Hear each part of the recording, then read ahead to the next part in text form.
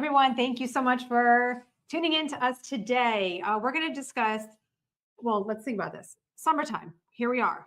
Favorite months, really. It's the time that we're making our most memories with like friends and family, but it's also a time where our schedules, our routines, they get put on the back burner because everything is shaken up. So it's hard to stay on track. So today we're going to discuss our favorite tips to staying healthy this month. This summer months. We're going to cover exercise. We're going to cover nutrition. And most importantly, we feel supplementation. So I'm Lisa and this is Dr. Ryan, and let's get into it. Let's do it. All right. So let's think. Raise your hand or give me a thumbs up out there if you feel like when you're traveling during the summer, which is the most time that we travel, it actually heightens your stress level, right? Exercise, vacationing, travel is fun. It's exciting, but it also, the packing, the making sure the kids have everything together, making sure you're finishing up major things at work. It is added stress. So there's certain things like the stress can deplete certain nutrients, can affect your mitochondria, which I know I want Ryan to go into in a little bit. And there's other things too, along with traveling, that affect our nutrient levels and affect our mitochondria. What's another big one? Sleep. Sleep, right? For sure. Sleep is huge. We're sleeping in different environments. Talking from a high maintenance sleeper, like I feel like I have everything from my sleep aid, my, earplugs and stuff like that. It's easy to travel with, but a lot of my bedding stuff I rely on for good deep sleep, and I can't have that with me. So we're in different beds, we're in different environments. Sometimes hotel rooms never get cold enough, right? And I just feel like we lose our amount of sleep. Not to mention we're staying up later, right? And maybe some of you get lucky if you don't have kids, you get to sleep in. But those of us with kids don't necessarily get to sleep in because on vacations, for some reason, they just seem to wake up earlier. So our stress is affected, our sleep is affected, we're eating out more, which is we love to travel and we also love to enjoy when we travel. Like we just got back from a week-long trip in the BVIs. It was a great time. And we like to enjoy the local food, but you're eating out more and your choices, even though you're trying to make them good choices, they're not as good. The food is not as clean as like a home cooked meal. You don't know what oils they're using. It's probably not organic, whatnot. So we're eating out more. And then the quality of the food probably goes down as long as you're doing a great job at home. What else? Maybe we don't have our gym. We don't have our regular exercise class. We don't have our tennis court, whatever it is that you do for your regular exercise, it's different. I want to talk a little bit about my favorite way to stay with exercise. And I don't want you to think of exercise like an all or nothing. So, I don't have an hour to spend because we have to go here and whatnot. It doesn't have to be an hour. I don't have my regular gym. That's okay. What did we do? We would take sometimes 15, 20 minutes of just a little workout just to get your body moving. A little bit of workout, 20 minutes of exercise is much better than zero. So make sure you're moving your body, sweating, increasing the sweat, right? Helping with any type of detox. Yeah, sure. Any type of detox.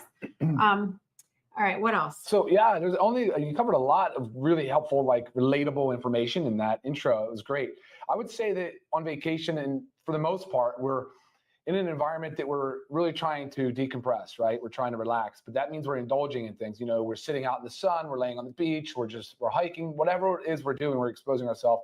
A lot of times it's just extra UV radiation. Now that's not entirely bad with the production of vitamin D that we've talked about and the healthy levels of sunshine that you should get, but many times we find ourselves overexposed.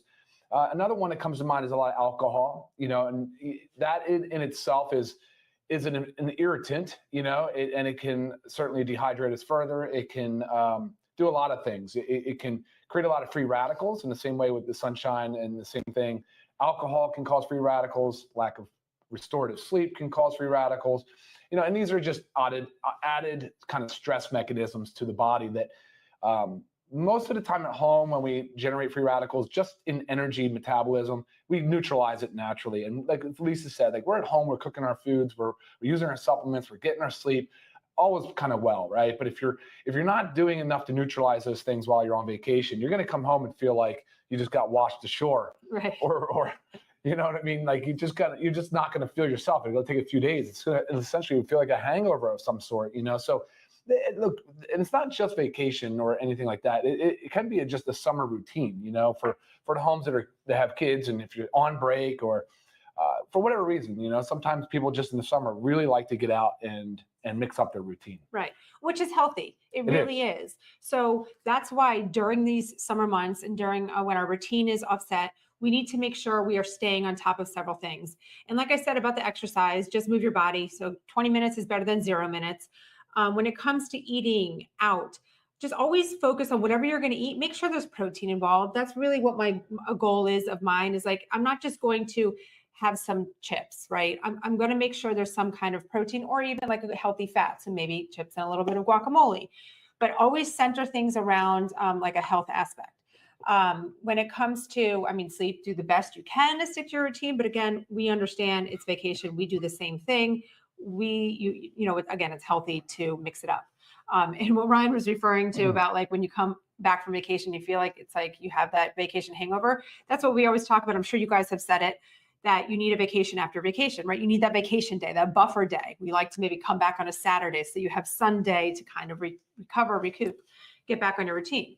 So another major player, and I think supplementation is one of the most important things to do when traveling, because we are doing all these things to our body, things that are different, affecting our nutrient levels. Maybe we're not getting it all from our food, and all the other aspects we just talked about can further deplete things. So I make sure I almost like I could say double up on certain supplements to make sure I'm covering all my bases and I'm really supporting my body. And one of the biggest ones I love to do is our methylene blue. So For sure. as I said, all these things like affect our mitochondria. So when I am traveling, again, I'm going to give the example because we just got back last night from a week-long trip. I took methylene blue every morning. Typically, this is something I'll do every other day, maybe every second day, but I make sure I'm supporting my body by doing it every day. And then when I come back, I can take, a little break from it. So love the methylene blue.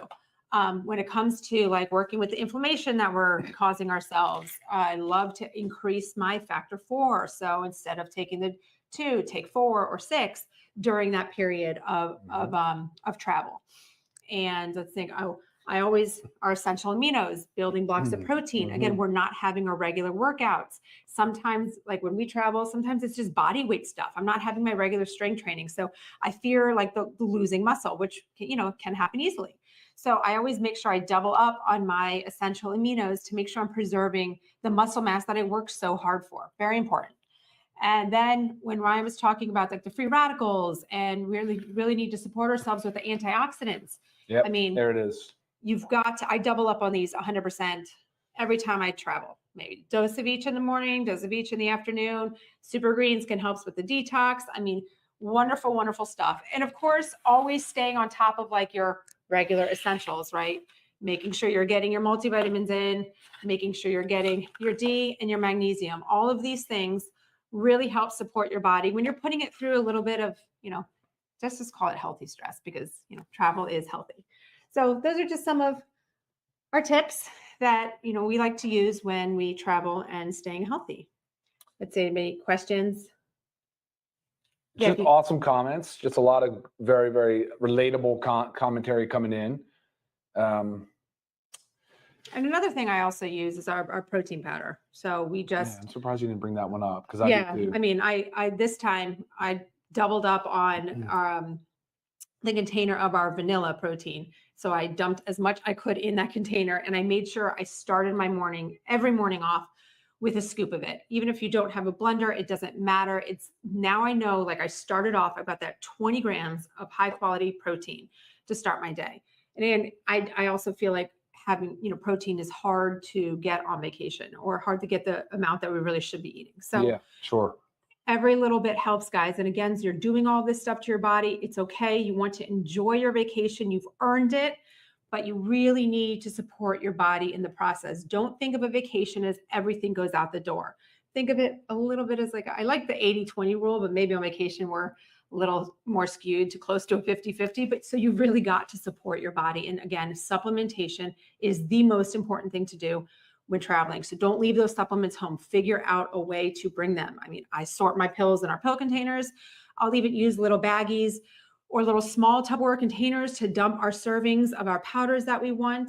But again, it doesn't have to be in like the reusable, I mean, the little stick packs to bring it with you. Just be creative and hydrate.